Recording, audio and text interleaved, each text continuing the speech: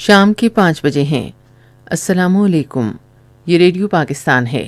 عشرت ثاقب سے خبریں سنیے۔ وزیر اعظم نے ہدایت کی ہے کہ حکومت کے فلاحی منصوبے اجاگر کرنے کے لیے مؤثر میڈیا حکمت عملی وضع کی جائے۔ مشیر خزانہ نے پرتعیش اشیاء کی غیر ضروری درآمدات میں کمی کے لیے مؤثر پالیسی اقدامات کرنے پر زور دیا ہے۔ National command and operation centre نے کورونا کی نئی قسم اومیکرون کا پھیلاؤ روکنے کے لیے ویکسینیشن کرانے کی ضرورت پر زور دیا ہے۔ دفتر خارجہ نے ایک سینئر بھارتی سفارتکار کو طلب کیا اور گردوارہ دربار صاحب میں ایک انفرادی واقعے کے حوالے سے بھارت کے شرنگیز بیان کو واضح طور پر مسترد کر دیا۔ خبریں اب تفصیل کے ساتھ۔ وزیر اعظم عمران خان نے حکومت کی جانب سے عوامی فلاح و بہبود کے لیے کیے گئے اقدامات اجاگر کرنے کے لیے صحافتی روابط کی مؤثر حکمت عملی تشکیل دینے کی ہدایت کی ہے۔ انہوں نے یہ بات آج اسلام آباد میں وزیر اطلاعات و نشریات چودھری فواد حسین سے گفتگو کرتے ہوئے کہی۔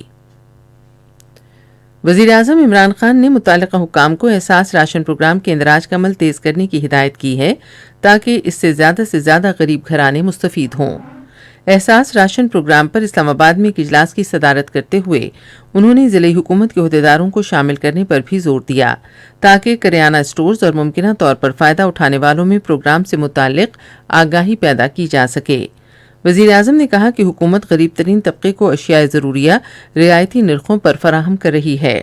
وزیر اعظم کو بتایا گیا کہ پروگرام کے تحت 50,000 روپے سے کم آمدن والے 2 کروڑ گھرانوں کو آٹے، گھی اور دالوں کی قیمتوں پر 1,000 روپے ماہانہ اعانت فراہم کی جائے گی۔ مشیر خزانہ شوکت ترین نے پرتعیش اشیاء کی غیر ضروری درآمدات کم کرنے کے لیے مؤثر پالیسی اقدامات پر زور دیا ہے۔ انہوں نے یہ بات آج اسلام آباد میں ایک اجلاس کی صدارت کرتے ہوئے کہی جس میں تجارت کے توازن کا جائزہ لیا گیا۔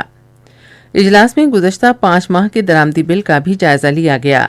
اجلاس کو بتایا گیا کہ عالمی سطح پر اشیاء ضروریہ خصوصی طور پر توانائی، اسٹیل اور صنعتی خام مال کی قیمتوں میں اضافے کی بنیادی وجہ سے درآمدی بل پر دباؤ پڑا۔ اجلاس کو بتایا گیا کہ آنے والے مہینوں میں اشیاء خورونوش، فرنس آئل اور ویکسین کی درآمد کم ہوگی جس سے رواں مالی سال کی دوسری سہ ماہی میں تجارتی بل پر دباؤ میں نمایاں کمی ہوگی۔ National command and operation centre نے صوبوں پر زور دیا ہے کہ وہ عالمی سطح پر کورونا وائرس کی نئی قسم اومیکرون کے خطرے کے پیش نظر ویکسین لگانے کا عمل تیز کر دیں کیونکہ نئی قسم کو پھیلنے سے روکنے کا واحد طریقہ ویکسین ہے۔ آج NCOC کے اجلاس میں وبا کی صورتحال، ملک بھر میں ویکسین لگانے کی حکمت عملی اور ملک بھر میں وائرس سے بیمار ہونے والوں کے بارے میں تبادلہ خیال کیا گیا۔ اجلاس میں آکسیجن کی پیداوار کی حالیہ صورتحال اور شہروں کی سطح پر ویکسین لگانے کی صورتحال کا جائزہ لیتے ہوئے فیصلہ کیا گیا کہ ضروری ویکسین نہ کرانے والوں کے خلاف سخت تادیبی کارروائی کی جائے گی۔ اجلاس کو کورونا کے مثبت کیسز کی شرح، موجودہ کیسز کے وائرس سے جاں بحق ہونے والوں اور اسپتالوں میں نئے مریضوں کے داخلے کے بارے میں بریف کیا گیا۔ صحت کے معاون خصوصی ڈاکٹر فیصل سلطان نے کہا ہے کہ حکومت نے HIV ایڈز کے پھیلاؤ کی روک تھام کے لیے ایک جامع حکمت عملی تیار کی ہے۔ انہوں نے آج اسلام آباد میں ایک تقریب سے خطاب میں کہا کہ حکومت اس حکمت عملی کو کامیاب بنانے کے لیے فنڈز فراہم کرے گی۔